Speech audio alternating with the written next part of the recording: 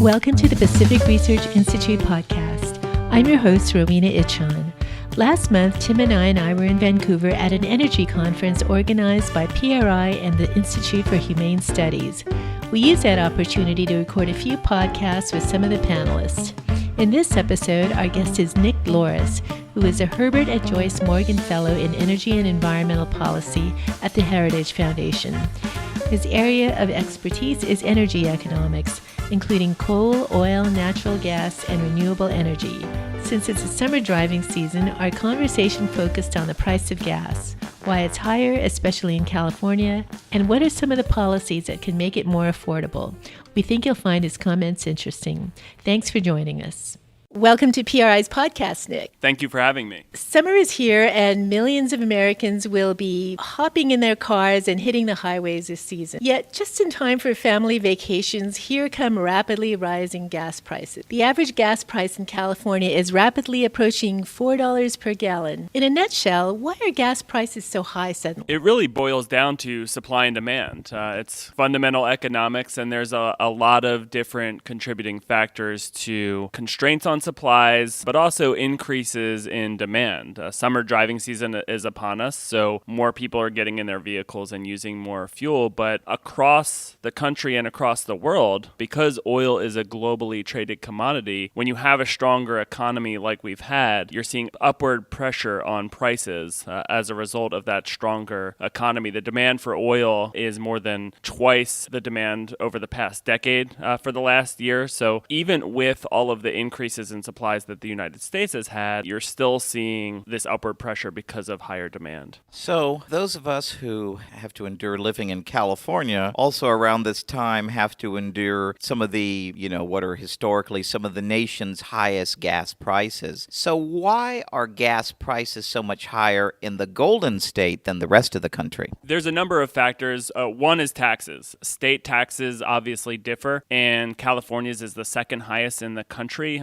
second only to Pennsylvania, so that contributes to higher prices. But there's also some geographical constraints that increase the transportation cost to get the refined petroleum products to California. And then there's a number of state policies that are also adding pain at the pump for folks in California. If you look at AB 32, the cap and trade program, that's estimated to add over 10 cents per gallon to the price of gasoline. The low carbon fuel standard also increases costs of refining gasoline and selling gasoline in California. So really the combination of those three things make California's gas prices much higher than most places in the country. We rely on international sources for a good chunk of America's oil and gas. With today's rising gas prices, shouldn't we really be focused on increasing domestic energy production? What impact would more U.S. energy production have on gas prices, if any? It would help immensely, and it has helped immensely. If the United States weren't producing as much oil as it is now, which has been a phenomenal amount as a result of the increases in smart drilling technologies that have increased production to nearly 10 million barrels per day, which is more than it has been really in the last 50 years. And the International Energy Agency projects that we could get up to 12 million barrels per day if we capitalize on our abundance of energy resources. So that would help tremendously because, again, this is an international issue. And so when there are supply constraints in other parts of the world, for instance, one of the reasons prices have increased as well is because places like Venezuela's economy has collapsed and consequently their oil market has collapsed. And you have OPEC that put constraints on their production to increase prices. So the more the United States can supply and tap into the resources, both onshore and offshore, that would certainly help put downward pressure on prices. So rising gas prices really are, I would say, an issue of concern for politicians. Some politicians can see it as an opportunity, too. When I worked in the legislature, my boss at the time, he had a bill. California has this crazy double taxation of gasoline where you apply the sales tax on top of the purchase price of gas plus the excise tax. And so he had a bill to eliminate that, and I think it would save something like 5 cents a gallon or, a not too insignificant amount. We'd go all over the state handing out flyers at gas stations. On the flip side, side. Politicians really fear nothing more than angry voters blaming them, coming at them with pitchforks for why our gas price is so much higher. Usually when elected officials do something, they mess it up more than actually fix the problem. So in your view, what, if anything, can policymakers do that would provide some relief for these rising gas prices? Yeah, that's a great question, and it's certainly a partisan issue when it comes to blaming whichever administration is in charge for high gas prices. The Republicans did it to Obama, even though it wasn't necessarily Obama's fault, and now the Democrats are doing it to Trump, even though it's not necessarily Trump's fault. That said, there are a number of policies that artificially distort the price of a gallon of gasoline and artificially increase the price.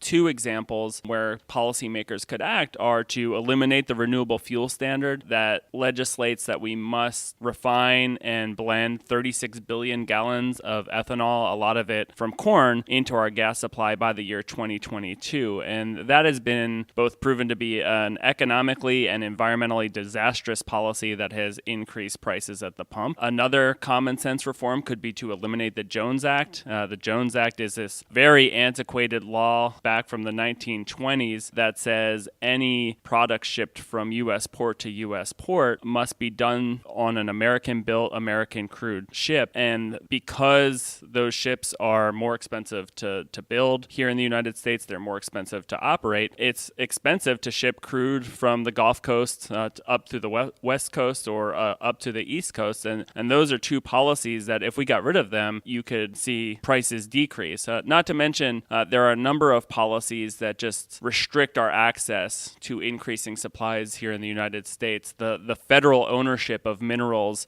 both onshore and offshore, has really resulted in stagnant production on federal lands and offshore, where you see dramatic increases of oil and gas production in the United States. It's been on private and state-owned land. And fortunately, that's where a lot of our shale resources are. And so we've been fortunate in that regard that the federal government hasn't screwed that up too much. That said, there are a lot of resources on federal lands and federal waters that if we had a more efficient environmental review and permitting process, we could tap into those supplies more readily and more efficiently. So there's been a big debate in recent years about the gas tax. In California, lawmakers just enacted a 12-cent per gallon gas tax increase and voted to extend cap and trade, which will raise gas prices even higher. Many have argued that despite the poor timing, we need to raise the gas tax to generate much-needed funds for transportation and infrastructure projects. What's your view on this? Is this the best way to fund highways and bridges? Shouldn't we be looking to cut gas taxes in response to rising prices?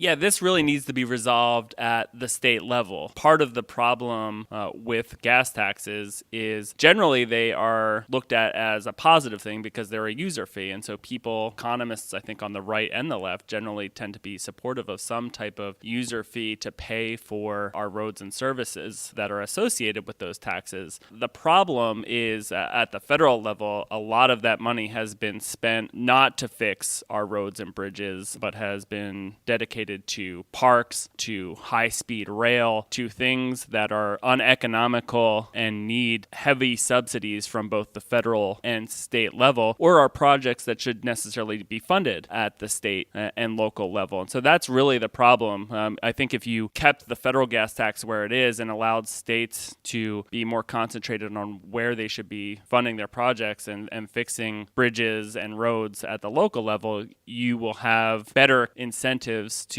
actually address the problems where people are angry about potholes in the roads. That's been a frustration for drivers all over the place. But if you look at a systemic look of our federal highways, they're not crumbling. Our bridges are not crumbling as many people say they are. A lot of the real problems are at the local level, and that's where a lot of the frustration comes from. Fracking is practically a four-letter word in California, and local and state policymakers have enacted very strict anti-fracking restrictions in recent years, but many see a lot of promise with increased fracking. In your view, how would expanding our use of fracking impact oil and gas prices, and what benefits or problems would it bring to the Golden State? All benefits. I see very few, if any, problems. If you look across the country, fracking, one, is certainly not a new technology. It's something we've been doing for decades, and we fracked over 1 million wells here in the United States with no systemic systemic environmental issues. A lot of the concerns that have been brought up have been very well debunked. But if you look at the economic benefits that have come from fracking, whether it's in Texas or North Dakota, Pennsylvania, Ohio, or really all over the country, there's been huge economic benefits that have increased supplies, driven down prices, and even the states that don't have shale resources in their states are benefiting from supplier networks. They're benefiting from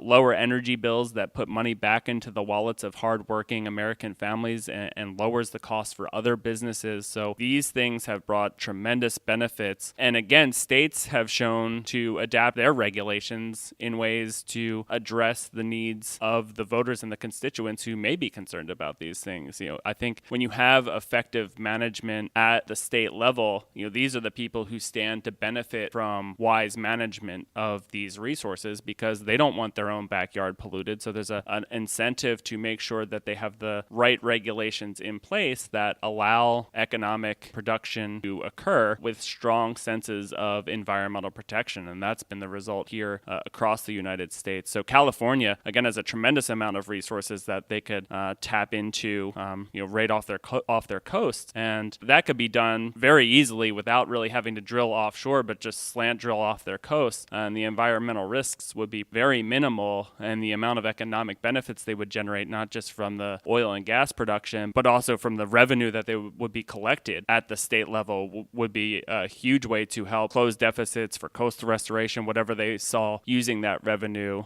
in the best way possible. So if there's one thing that Sacramento policymakers don't do is embrace the free market. Certainly California's oil and gas markets are out of whack thanks to misguided state policies and regulations. What free market reforms would you recommend that California lawmakers pursue to get our oil and gas market back on track and bring prices down to more reasonable levels?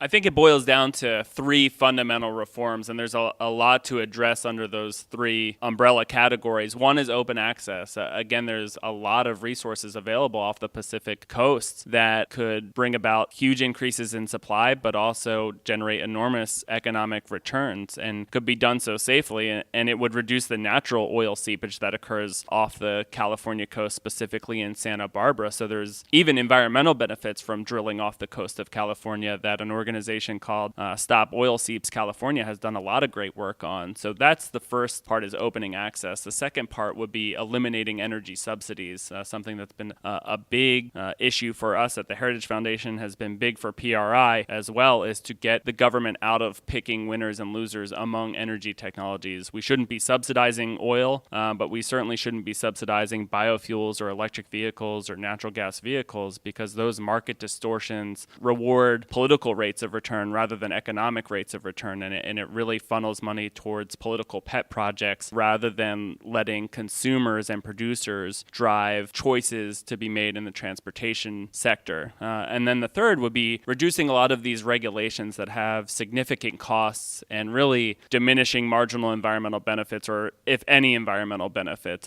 Again, a lot of California's regulations, environmental regulations, have had huge cost constraints on the industry, and you're not really seeing the environmental return for these regulations. So I think that needs to happen at the federal and the state level, but I think California, through these regulations, is disincentivizing businesses to want to be there if they're going to have these significant compliance costs.